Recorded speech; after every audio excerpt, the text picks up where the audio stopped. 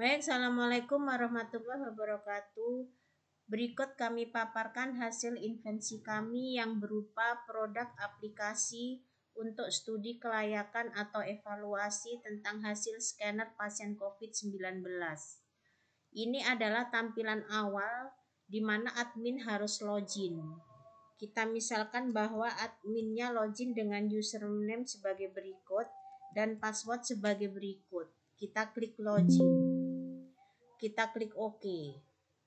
Berikut tampilannya. Di sini ada form menu utama. Form menu utama ini adalah kumpulan beberapa item atau kumpulan beberapa set data-data atau hal yang diperlukan dalam studi kelayakan hasil scanner data pasien COVID-19.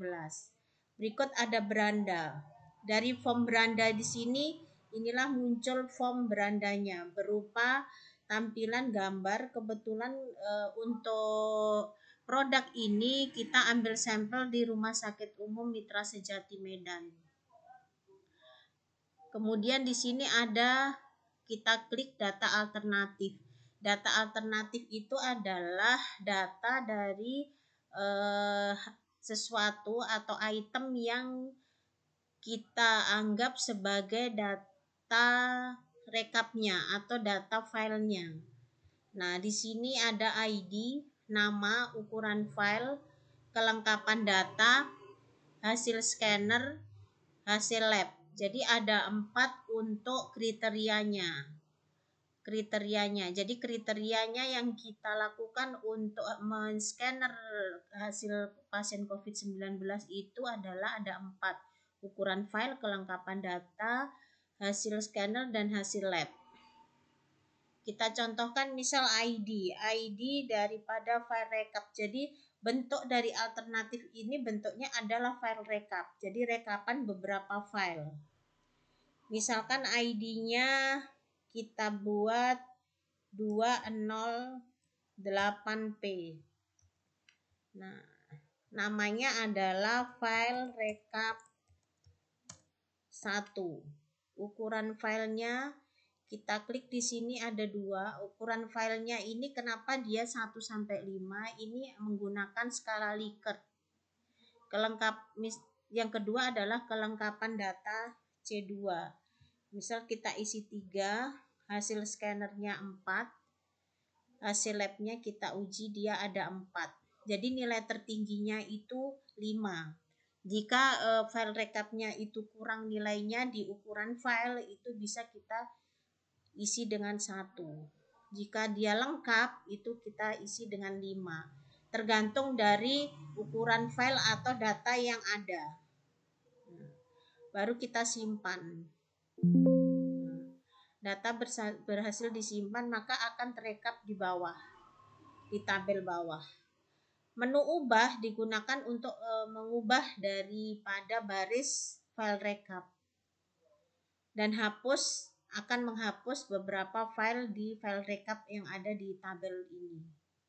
Kemudian form menu utama juga menampilkan dia data kriteria.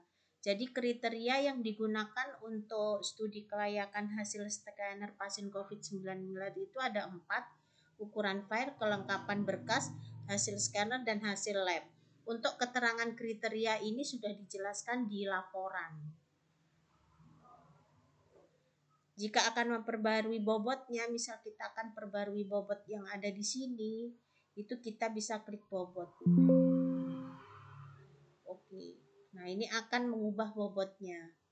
Kemudian ini adalah proses PSI, Preference Seleksi Index. Jadi di sini menggunakan algoritma atau metode PSI. Di sini ada tabel data penilaian, matrik keputusan, dan hasilnya.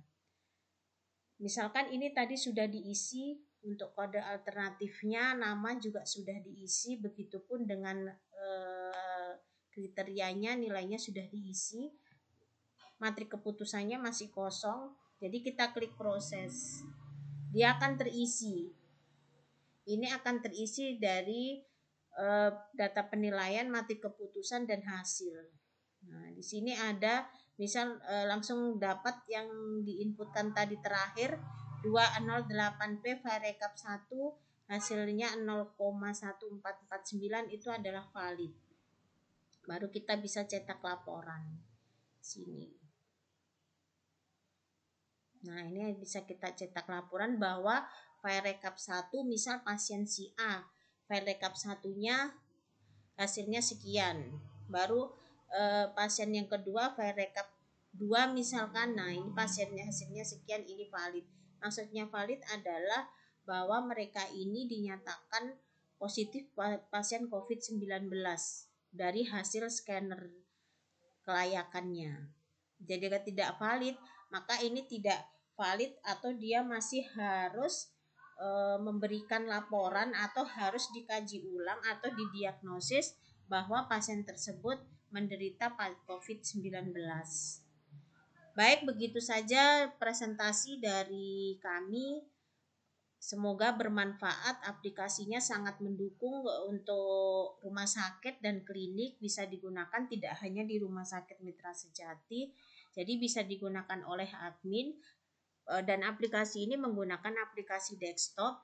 Kenapa? Supaya admin atau dari rumah sakit itu tidak harus terjebak dari namanya internet. Jadi walaupun tidak terakses internet, desktop ini bisa diinput secara baik dan efektif serta efisien. Baik, begitu saja presentasi dari kami. Assalamualaikum warahmatullahi wabarakatuh.